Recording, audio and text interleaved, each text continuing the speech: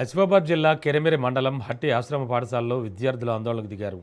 Menu ప్రకారం భోజనం పెట్టడం లేదని, తమకు రావాల్సిన బియ్యం, సరుకులు, బిస్కెట్లను హెచ్ఎం ఇష్టానుసారంగా బయటకు తరలిస్తున్నారని విద్యార్థులు ఆరోపిస్తున్నారు. దీనికి తోడు వాచ్మెన్ నిత్యం మద్యం సేవించొచ్చి తమతో అనుచితంగా ప్రవర్తిస్తున్నాడని వాపోతున్నారు.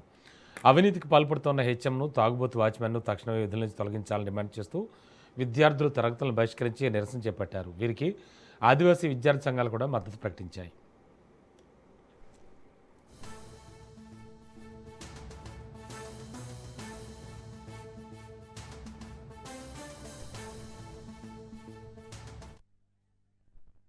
సాయంత్రం వంట ఏదైతే చేసిందో ఇక్కడ ఆలు కుర్మాని పేరిట కేవలం ఇక్కడ వాటరు మరియు కొంచెం ఉప్పు, కారం తప్ప ఇక్కడ ఏం కూడా కనిపిస్తలేదు. ఇలాంటి చాలా దారుణమైన కూరలను ఇచ్చేసి ఆదివాసీ విద్యార్థుల పనులపై చిలగటమాడుతున్నారు.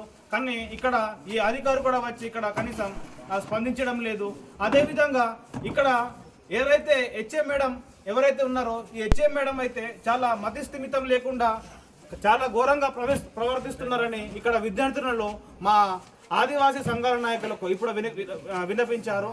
ఎవరైతే ఇప్పుడు హెచ్ఎం మేడం ఉన్నదో కనీసం మాకు ఏ విధంగా మాకు అన్నం ఇవ్వాలి, ఏ విధంగా మమ్మల్ని మేనేజ్ చేయాలి, ఏ మాత్రం కూడా చేసుకోకుండా ఇష్టారాజ్యంగా ఇష్టం వచ్చినట్లుగా వ్యవహరిస్తున్నారని ఈ సందర్భంగా తెలుపుతున్నారు.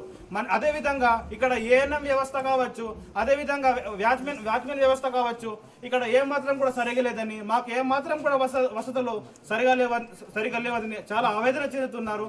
ఇక్కడ చాలా మంది పిల్లలు ఇప్పుడు ఖచ్చితంగా మేము హెచ్ఎం మేడం ఏవైతే ఉన్నారో ఆ హెచ్ఎం మేడం ఇక్కడ నుంచి మేము పంపించుకుంటే మేము ఖచ్చితంగా ఇక్కడ మొత్తం పాఠశాలను మొత్తం బహిష్కరణ చేస్తామని, మేము ఇక్కడ చదవబోమని ఆందోళన చెందుతున్నారు.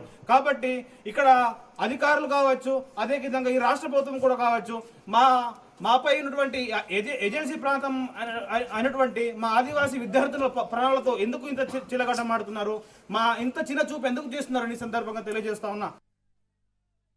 హట్టి స్కూల్ ప్రభుత్వం 10 రోజుల నుంచే కూరలు